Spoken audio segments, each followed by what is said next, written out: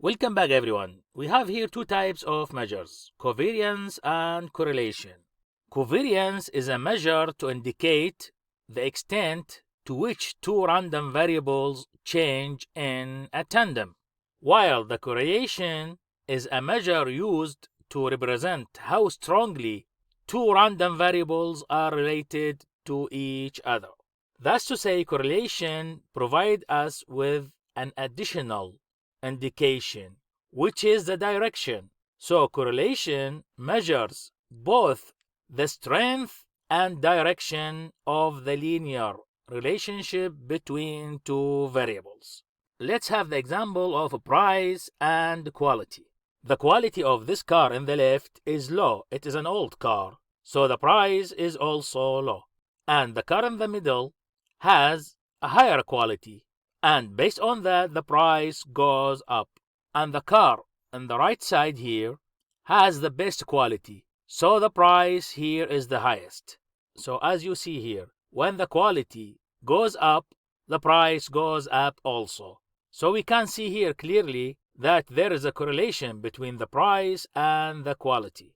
And this type of correlation has effect. So in other words, we can say the quality affect the price, but that not necessarily the situation in all correlation scenarios. In some other scenarios, there is only a correlation without an effect. Let's first have a look at these three charts. The one on the left shows the quality here on the x-axis and the price on the y-axis. And from the chart, we can easily say there is a correlation, because when the quality increase, the price increase at the same time.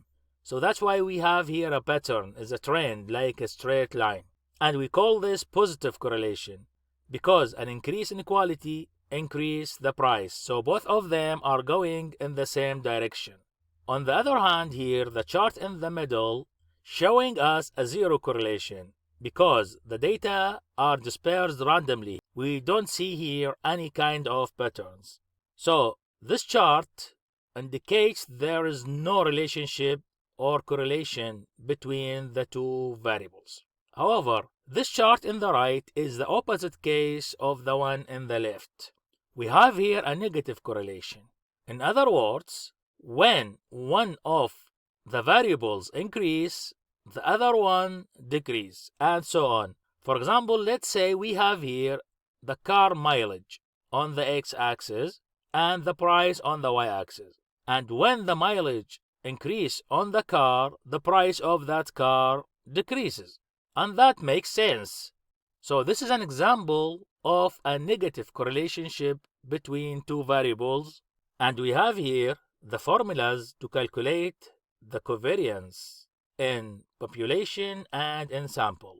And they are pretty similar to each other, except we have here n in the population formula, which refer to the population, and lowercase n here refers to the sample.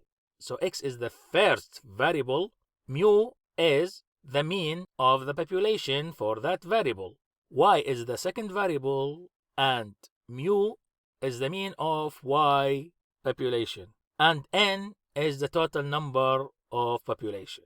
And the second formula is for the sample, and we have the same thing, x, y, x bar and y bar for the two means. And I want here again to emphasize that correlation doesn't mean necessarily effect. So for example, in summer when the temperature is high, the ice cream consumptions increase and also swimming increase because of the temperature is high. So we cannot say that ice cream consumption affect the swimming rate, and vice versa. We cannot say that swimming rate affects ice cream consumptions. Both of them are affected by a third variable, which is the temperature. So this is an example of a correlation without an impact or effect.